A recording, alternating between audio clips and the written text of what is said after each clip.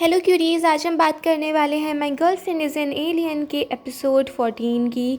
Episode की starting होती है जियांशी अपनी चाइल्डहुड मेमोरीज़ को याद कर रहा था और उसको याद आता है कि कैसे वो एक बार एग्ज़ाम में फ़ेल हो गया था और वो उदास सा बैठा हुआ था। तभी उसके पास जाओकी आई थी और उसने कहा था कि मैं तो इस एग्ज़ाम में 7 बार फ़ेल हुई हूँ और मैं तब भी दुखी नहीं हूँ। और फिर उसको एक टॉफ़ी निकाल के देती है कि इसे टॉफ़ी कहते हैं, ये अर्थ से आई है और तुम इसको टेस्ट करके देखो, तुम्हारी उदासी सब चली जाएगी और तुम स्माइल करने लगोगे। और फिर वो उससे कहती है कि चलो अब से हम फ्रेंड्स बनते हैं। और फ्रेंड्स कभी भी एक दूसरे को धोखा नहीं देते हैं, एक दूसरे के लिए सिंसियर होते हैं और अपनी दिल की बात एक दूसरे से शेयर करते हैं। और फिर जियांशी सोच रहा था कि जाओकी यहाँ पे अपना मिशन कंप्लीट करने के लिए आई है, फैंगलैंग तुम उससे बुली नहीं कर सकते।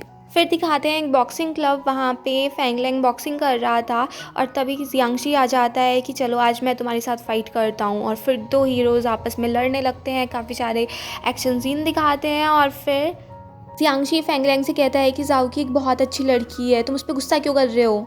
फैंगलैंग कहता है वो हमारे बीच का मैटर है, उसमें तुम्हें घुसने की ज़रूरत नहीं है। जियांशी कहता है अगर तुमने फिर से जाओकी को परेशान किया तो मैं तुम्हें जान से मार दूंगा। दोनों काफ़ी ज़्यादा पेनफुल सिचुएशन में थे बट एक दूसरे को छोड़ नहीं रहे थे और लड़े जा रहे थे। फिर दिखाते हैं जाओकी ने रिज़ाइन कर दिया था, वो अपना सामान पैक कर रही थी तो असिस्टेंट हैं उसको रोकने की कोशिश करते हैं और वो साथ में उसको एक बुक पकड़ा देते हैं जिसमें ये टिप्स थी कि कैसे अपने बॉस को इम्प्रेस किया जाए 33 डेज़ में।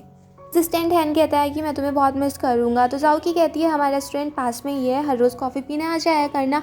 असिस्टेंट हैन कहता है कि मैं हर रोज़ एक कॉफ़ी ऑर्डर किया करूँगा और तुम्हें उसको देने आया करना। फिर दिखाते हैं फैंगलैंग उनको इग्नोर करके ऑफिस में चला जाता है तो असिस्टेंट हैन फैंगलैंग से कहता है कि बॉस आप जाओकी को रोक लो ना। बट फैंगलैंग कहता है कि मैंने उसको नहीं निकाला, वो खुद जा रही है तो ठीक ही है। और इतने में ही वहाँ पे आ जाती है मैंगफी। फैंगलैंग असिस्टेंट हैन को बाहर भेज देता है तो असिस्टेंट हैन जाओकी से कहता है कि तुम चिंता मत करो और यहाँ पे बॉस का मैं ध्यान रखूँगा और तुम्हें टेंशन नहीं हो रही है, वो लड़की यहाँ पे आ गई है। जाओकी कहती है अरे उन दोनों का मैच कितना अच्छा लग रहा है, वो अच्छे लग रहे हैं एक दूसरे के साथ। असिस्टेंट हैन सोच रहा था कि यार ये एक लव कपल से लव ट्रायंगल कैसे बन गया। मैंगफी जब फैंगलैंग के ऑफिस से जाने वाली थी तो वो कहती है कि उस दिन भी तुम मुझे घर तक छोड़ने नहीं आए थे और आज मैं अभी जा रही हूँ तो तुम मुझे नीचे तक छोड़ने भी नहीं आओगे क्या। तो फैंगलैंग उसको लिफ्ट तक छोड़ने जा रहा था, वहाँ पे जाओकी भी अपने सामान के साथ खड़ी थी। मैंगफी उससे कहती है कि भले से तुम इस कंपनी को छोड़ रही हो बट तुम जहाँ पे भी जाओगी वहाँ पे बहुत बढ़िया काम करोगी। बट लिफ्ट के बंद होते ही मैंगफी एकदम अपना रूप चेंज करती है और वो कहती है तुम जैसी लड़कियों के साथ ऐसा ही होता है, तुम्हारी तो यही औकात है। तरह फैंगलैंग को रिजेक्ट करना नहीं आता है इसलिए तुम्हें पता नहीं चला कि वो तुम्हें कभी पसंद करता नहीं था और आगे से मैं तुम्हें कभी फैंगलैंग के आसपास देख ना लूँ। जाओकी उससे रिप्लाई में कुछ कह नहीं पाती है क्योंकि उससे आर्ग्यूमेंट्स करना आता नहीं था और वो इतने में सोचती रह जाती है, इतने में वहाँ से मैंगफी निकल लेती है। दूसरी साइड दिखाते हैं फैंगली अपनी यूनिवर्सिटी जा रहा था तो उसकी माँ सोच रही थी कि मेरा बेटा कितना सेंसिबल हो गया है। फिर वो जाओगू के पास जाके उसको बहुत थैंक्स बोल रहा होता है कि अगर तुमने एडमिशन लेटर नहीं दिया होता ना तो अब तक मैं घर पे ही फंसा होता, अब तो मुझे बहुत मज़े आ रहे हैं। जाओगू कहती है कि आर्ट कंपटीशन आ रहा है उसके लिए तुम्हें प्रैक्टिस करनी होगी। फैंगली कहता है कि अभी प्रैक्टिस की क्या ज़रूरत है, अभी तो रेस्ट का टाइम है। पर जाओगू उसको ज़बरदस्ती बैठाती है पेंटिंग करने के लिए। ऑफिस में दिखाते हैं फैंगलैंग को बार बार जाओकी याद आई जा रही थी हर एक काम के लिए और असिस्टेंट है उसको बार बार याद दिला रहा था कि जाओकी तो यहाँ पे है ही नहीं, वो नौकरी से चली गई।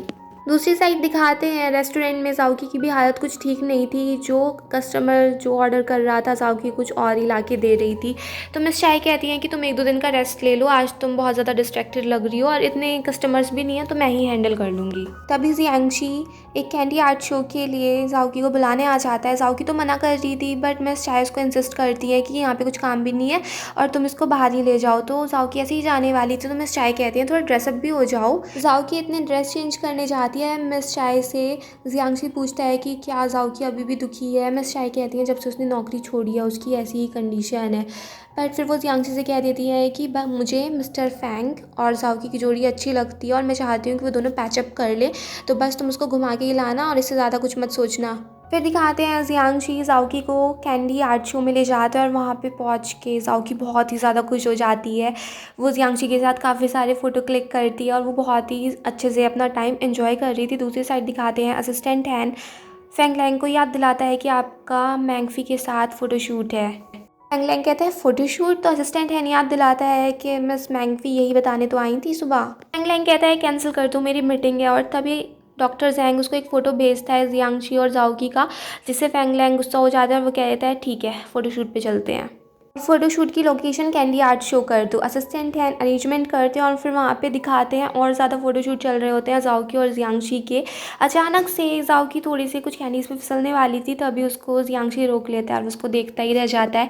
तभी वहाँ पे फेंग लैंग और मैंगफी का ग्रुप आ जाता है।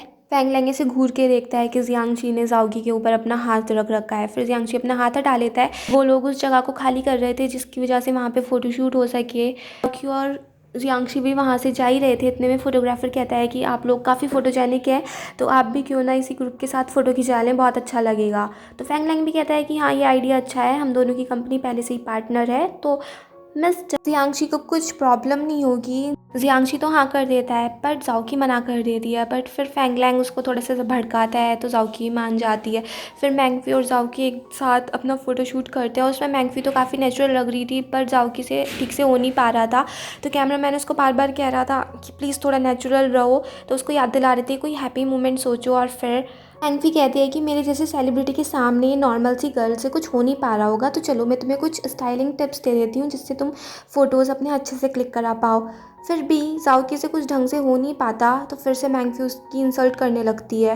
फिर ज़ाओकी अपने तरीके से फ़ोटोशूट कराती है और जिससे कैमरामैन बहुत अच्छा फील कर रहा होता है। ज़ाओकी की देखा देख मैंगफी भी पीछे नहीं रहना चाह रही थी और दोनों में काफ़ी ज़्यादा कंपटीशन चल रहा था और फ़ोटोशूट काफ़ी अच्छे से हो जाता है।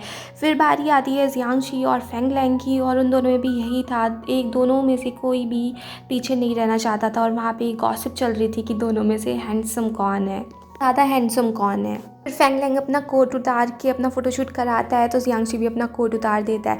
फिर फेंग लैंग अपनी टाई उतार देता है और शर्ट के बटन खोलने लगता है, 2-3 बटन खोल लेता है। और जियांगशी भी अपने बटन खोल ही रहा था कि फ़ोटोग्राफर मना कर देता है कि प्लीज़ अगर इससे ज़्यादा आप लोग खोलोगे तो फिर ये हमारा फ़ोटोशूट ब्रॉडकास्ट ही नहीं होगा।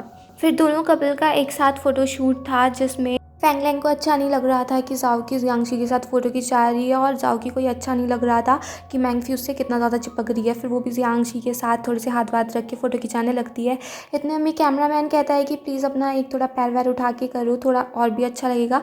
तो ज़ाओकी वो करने ही वाली थी कि उस चक्कर में थोड़ा सा गिर जाती है, तो उसको फेंग लैंग पकड़ लेता है। फोटोग्राफर को उनका पोज़ बड़ा अच्छा लगता है, वो कहता है यही वाली केमिस्ट्री तो चाहिए हमें। और वो कहता है कि प्लीज़ आप लोग अपने पार्टनर्स एक्सचेंज कर लो। बट मैंगफी मना कर रही थी और ज़ाओकी मना कर देती है कि हमें चेंज नहीं करने हैं पार्टनर। बट फेंग लैंग कहता है कि मुझे भी चेंज नहीं करना है, बट कैमरामैन जो चाहता है वो हमें करना ही पड़ेगा। और फिर वो ज़ाओकी के साथ तो शूट कराता है। ज़ाओकी तो गुस्से में थी, बट फेंग लैंग का मूड अब अच्छा हो गया था। फिर वो दोनों थोड़ा दूर दूर होकर फ़ोटोशूट करा रहे थे, तो कैमरामैन कहता है कि थोड़ा पास आके कराइए। उसमें फेंग लैंग ज़ाओकी से कहता है कि अब तो तुम्हें गिल्ट फील होता होगा ना। ज़ाओकी कहती है कि मुझे किस बात का गिल्ट होगा। फेंग लैंग कहता है वैसे अच्छा ही है तुमने मेरी कंपनी छोड़ दी, तुम्हारे जाने के बाद से मेरी कंपनी में 25% प्रॉफिट हो गया। ज़ाओकी उससे गुस्सा हो ही रही थी कि फेंग लैंग कहता है कि तुम्हें नौकरी छोड़ के गई और एक शब्द भी मुझसे कहना ज़रूरी नहीं समझा। ज़ाओकी कहती है तुमसे कहना ही क्या था, मैंने सारी रेस्पॉन्सिबिलिटी दूसरे लोगों को दे दी थी ना। मैं तुमसे कह के भी क्या जाती, तुम्हारी नज़रों में तो मैं कामचोर हूँ ना, कुछ काम नहीं करती, इधर से उधर ही घूमती रहती हूँ और तुम तो मुझसे नफरत करते हो। और तुम्हें मेरे जाने से बहुत ज़्यादा खुशी थी, इसलिए मैंने तुमसे कुछ नहीं बोला। फेंग लैंग कहता है गुस्से में बोला था मैंने वो बस। और फिर वो दोनों एक दूसरे की नज़रों में देखते रहते हैं। कैमरामैन कहता है थोड़ा कैमरे की तरफ भी देख लो। और फिर वो अच्छे से फ़ोटोशूट करते हैं। फिर फेंग लैंग का मूड बहुत अच्छा हो गया था और धीरे धीरे ज़ाओकी भी अच्छा फील करने लगी थी। और फिर दोनों हैप्पी हैप्पी होकर अपना फ़ोटोशूट कंप्लीट कराते हैं। मैंगफी जियांगशी से कहती है कि तुम कितने अच्छे हो कि तुम अपनी गर्लफ्रेंड को किसी दूसरे रखने दे रहे हो। जियांगशी कहता है तुम भी तो हो, क्योंकि फेंग लैंग भी काफ़ी ज़ाओकी से चिपक ही रहा था, तो इसलिए मैंगफी चुप हो जाती है। फिर दूसरी साइड दिखाते हैं फेंग ली को कुछ इंस्पायर करने के लिए मिल नहीं रहा था जिससे वो पेंट कर सके। तो ज़ाओबू उससे पूछती है कि आखिर तुम्हें इंस्पायर क्या करता है पेंटिंग के लिए। तो वो ज़ाओबू की तरफ देखता रहता है और ज़ाओबू भी उसकी तरफ देख रही थी। फिर वो धीरे धीरे उसके करीब आ रहा था जिसकी वजह से ज़ाओबू का टेम्परेचर बढ़ने लगा था। फिर वो उसके कान में आके कहता है कि फ़र्स्ट प्लेस ट्रॉफ़ी, अगर मैं कंपटीशन में फ़र्स्ट प्लेस ट्रॉफ़ी जीत जाऊंगा तो मैं बहुत ज़्यादा इंस्पायर होऊंगा। जिसे सुन के ज़ाओबू का टेम्परेचर कूल डाउन हो जाता है। ज़ाओबू यही सोच रही थी कि ऐसा क्यों हुआ कि एकदम से मैं हॉट हो गई थी और अब मैं कोल्ड हो गई हूँ। फिर फेंग लैंग कहता है कि मॉम का फ़ोन आ रहा है और मैं उनसे कहा था कि मैं जल्दी घर आ जाऊँगा। तो ज़ाओबू कहती है टेंशन मत लो, मुझे एक शॉर्टकट पता है। और वो जैसी फेंग ली उसके सिर पे हाथ रखने वाला था, ज़ाओबू मना कर देती है कि सिर पे हाथ नहीं रखना है, बट उसका हाथ पकड़ के उसको वहाँ से ले जाती है और भाग रही होती है। फेंग ली कहता है ये कौन सा लॉजिक है कि मैं सिर पे हाथ नहीं रख सकता बट हम हाथ पकड़ सकते हैं। फिर वो दोनों खुशी खुशी वहाँ से भाग जाते हैं घर के लिए। दूसरी साइड दिखाते हैं मैंगफी जाओकी से कहती है कि तुमने कसम खा रखी है क्या मेरा दिन वेस्ट करने की, और फैंगलैंग से दूर रहो। तुम जैसी डिलीवरी गर्ल उसकी क्या हेल्प करोगी। फैंगलैंग को एक ऐसी लड़की चाहिए जो उसके काम में उसको असिस्ट कर सके, जिसका फैमिली बैकग्राउंड बहुत अच्छा हो, और तुम अगर फैंगलैंग को छोड़ दोगी तो मैं तुम्हें दूसरे अमीर लड़कों से मिला सकती हूँ। फिर जाओकी सुनाना शुरू करती है कि अगर मैं डिलीवरी का काम करती हूँ तो उसमें बुराई क्या है, मैं खुद अपने लिए पैसे कमाती हूँ, तुम्हारी तरह तो नहीं हूँ। तुम अपनी फैमिली बैकग्राउंड के अलावा हो ही क्या, अपने बलबूते पे तुम कितने पैसे कमाती हो। चलो मान लिया तुम सुंदर हो, तो इस दुनिया में कितने सुंदर लोग हैं, उससे फ़र्क क्या पड़ता है। और वैसे भी तुम्हारा मेकअप बहुत केकी लग रहा है। फिर वहाँ से जाने लगती है। फिर जाओकी सोचती है कि मैंने जितना याद किया था मैंने शायद वो सारा ही सुना दिया। अभी वहाँ पे जियांगशी और फैंगलैंग आ जाते हैं। फैंगलैंग को देखकर मैंगफी ऐसे करने लगती है जैसे उसके पैर में मोच आ गई हो। जाओकी कहती है कि फैंगलैंग अपनी गर्लफ्रेंड को अच्छे से ले जाना घर पे।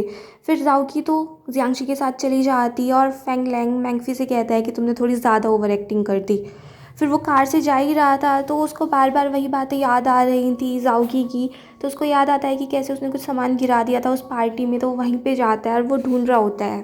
वो बहुत ही ढूंढता है बट उसको कुछ मिलता नहीं है, और तभी वो बेचारा थक हार के बैठ जाता है। और यहीं पे ये एपिसोड फिनिश हो जाता है। अगर आपको ये पसंद आया हो तो प्लीज़ मेरे चैनल को सब्सक्राइब करें, लाइक करें, शेयर करें, कमेंट्स करें। And bye bye till next video.